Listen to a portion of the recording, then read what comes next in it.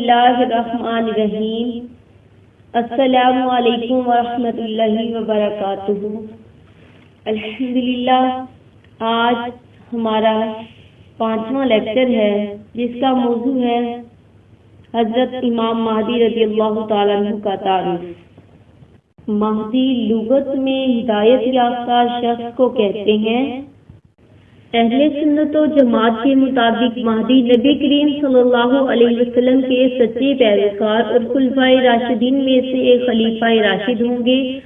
آپ نہ نبوت کے مدعی ہوں گے اور نہ ہی انبیاء کی طرح معصوم۔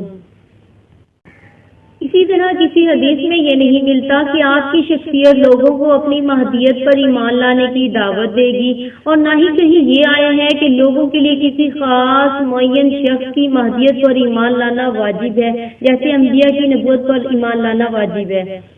اس کی مثال ایسی ہے جیسے حدیث شریف میں آیا ہے کہ اللہ تبارک و تعالیٰ ہر 100 سال کے سرے پر ایسے لوگ ظاہر فرماتے رہیں گے جو تجدید دین کا فریضہ سر انجام دیتے رہیں گے، یعنی دین میں جو غلط باتیں داخل ہو گئی ہوں انہیں دین سے الگ کرتے رہیں گے، جنہیں عام اصطلاح میں مجددین کہا جاتا ہے۔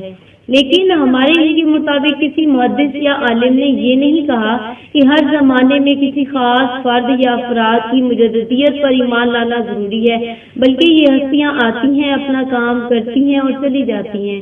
لوگوں سے یہ نہیں کہتی کہ ہماری مجددیت پر ایمان لاؤ۔ حضرت مہدی رضی اللہ تعالیٰ عنہ کے بارے میں امت مسلمہ کے عقیدے کا خلاصہ یہ ہے کہ قرب قیامت سیدنا عیسیٰ ابن مریم علیہ السلام کے نزول سے کچھ سال پہلے حضرت امام مہدی رضی اللہ تعالیٰ عنہ پیدا ہوں گے اور وہ مدینہ سے مکہ کی طرف تشریف لے جائیں گے۔ وہ بیت اللہ کا طواف کر رہے ہوں گے کہ وقت کے علماء ان کو پہچان کر جب ان کا طواف مکمل ہوگا سب ان کے ہاتھ پر بیعت کریں گے۔ اس وقت ان کی عمر 40 برس ہوگی۔ بیعت اس بات پر ہوگی کہ اسلام کے بول بالا کرنے کے لیے ہم کوشش کریں گے، چاہے اس کام میں ہماری جان کیوں نہ چلی جائے۔ اس کے بعد عمومی بیعت ہوگی۔ حضرت مہدی رضی اللہ تعالیٰ عنہ کی سربراہی میں نفاذ اسلام کی کوششوں کا آغاز ہوگا۔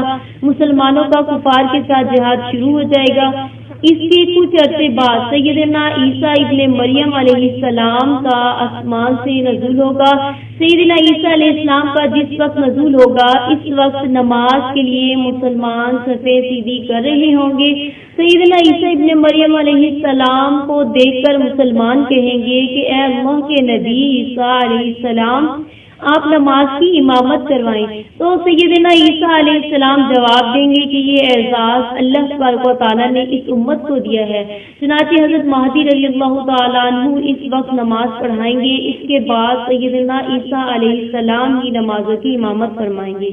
سیدنا عیسیٰ علیہ السلام کے نزول کے کچھ عرصے بعد حضرت مہدی رضی اللہ تعالیٰ عنہ کا انتقال ہو جائے گا اور آپ حضرت عیسیٰ علیہ السلام حضرت امام مہدی کی نماز جنازہ پڑھائیں گے اور بیت المقدس میں آپ کی تدفین ہوگی۔ اس وقت آپ کی عمر 49 سال ہوگی۔ آئیے اب حدیث مبارکہ کی روشنی میں اس عقیدے کی پاسبانی کرتے ہیں، اس عقیدے کے متعلق جانتے ہیں۔ حضرت ام سلمہ رضی اللہ تعالیٰ عنہ سے روایت ہے کہ میں نے رسول اللہ صلی اللہ علیہ وسلم کو فرماتے ہوئے سنا، مہدی میری نسل سے فاطمہ کی اولاد میں سے ہوں گے۔ حضرت عبداللہ بن مسعود رضی اللہ تعالیٰ عنہ سے روایت ہے کہ رسول اللہ صلی اللہ علیہ وسلم نے فرمایا، دنیا اس وقت تک ختم نہیں ہوگی جب تک میرے گھرانے کا ایک آدمی یعنی مہدی جو میرا ہم نام ہوگا عرب کا بادشاہ نہ بن جائے۔ حضرت علی رضی اللہ تعالیٰ عنہ سے روایت ہے کہ نبی کریم صلی اللہ تعالیٰ علیہ وآلہ وسلم نے فرمایا، اگر زمانے سے ایک ہی دن باقی رہ جائے گا تو بھی اللہ تبارک و تعالیٰ میرے اہل بیت میں سے ایک شخص کو بھیجے گا، وہ اسے زمین کو عدل و انصاف سے اس طرح بھر دے گا جیسے وہ ظلم و زیادتی سے بھر دی گئی ہے۔ حضرت امام مہدی رضی اللہ تعالیٰ عنہ کے بارے میں مورخین نے یہ بھی لکھا ہے کہ اولاد فاطمہ الزہرا سے ہوں گے اور والد کی طرف سے ان کا سلسلہ حضرت حسن رضی اللہ تعالیٰ عنہ سے اور والدہ ماجدہ کی طرف سے حضرت سیدنا حسین رضی اللہ تعالیٰ عنہ سے ملتا ہوگا۔ حضرت ابو سعید خدری رضی اللہ تعالیٰ عنہ کی روایت ہے کہ رسول اللہ صلی اللہ علیہ وسلم نے فرمایا، مہدی میری اولاد میں سے کشادہ پیشانی اونچی ناک والے ہوں گے اور وہ روئے زمین کو عدل و انصاف سے بھر دیں گے جیسا کہ وہ ظلم و جور سے بھر دی گئی ہے۔ ان کی حکومت 7 سال تک رہے گی۔ حضرت ام سلمہ رضی اللہ تعالیٰ عنہ سے روایت ہے کہ نبی کریم صلی اللہ تعالیٰ علیہ وسلم نے فرمایا، ایک خلیفہ کی موت کے وقت اختلاف ہوگا تو اہل مدینہ میں سے ایک شخص مکہ کی طرف بھاگتے ہوئے نکلے گا، اہل مکہ سے کچھ لوگ اس کے پاس آئیں گے اور اس کو امامت کے لیے پیش کریں گے، اسے یہ ناپسند ہوگا، مگر حجر اسود اور مقام ابراہیم کے درمیان لوگ اس سے بیعت کریں گے اور شام کی جانب سے ایک لشکر اس کی طرف بھیجا جائے گا تو مکہ و مدینہ کے درمیان مقام بیضاء میں وہ سب کے سب دسا دیے جائیں گے۔ جب لوگ اس صورتحال کو دیکھیں گے تو شام کے ابدال اور اہل عراق کی جماعتیں اس کے پاس آئیں گی، حجر اسود اور مقام ابراہیم کے درمیان اس سے بیعت کریں گی۔ اس کے بعد ایک شخص قریش میں سے اٹھے گا جس کا ننہال بنی کلب میں ہوگا، جو ایک لشکر ان کی طرف بھیجے گا، وہ اس پر غالب آئیں گے، یہی کلب کا لشکر ہوگا اور نامراد رہے گا وہ شخص جو کلب کے مال غنیمت میں حاضر نہ رہے، وہ مال غنیمت تقسیم کرے گا اور لوگوں میں ان کے نبی کی سنت کو جاری کرے گا اور اسلام اپنی گردن زمین میں ڈال دے گا اور وہ 7 سال تک حکومت کرے گا، پھر وفات پا جائے گا اور مسلمان اس کی نماز جنازہ پڑھیں گے۔ ایک اور روایت میں آتا ہے، ابو سعید خدری رضی اللہ تعالیٰ عنہ روایت کرتے ہیں کہ حضور علیہ الصلوۃ والسلام نے ارشاد فرمایا، میری امت کے آخر میں مہدی نکلے گا، اللہ تبارک و تعالیٰ اس کے لیے بارش برسائیں گے اور زمین اپنی نباتات نکالے گی، وہ مال صحیح لوگوں کو دے گا، چوپاؤں کی کثرت ہوگی اور امت بہت زیادہ ہوگی، وہ 7 یا 8 سال رہے گا۔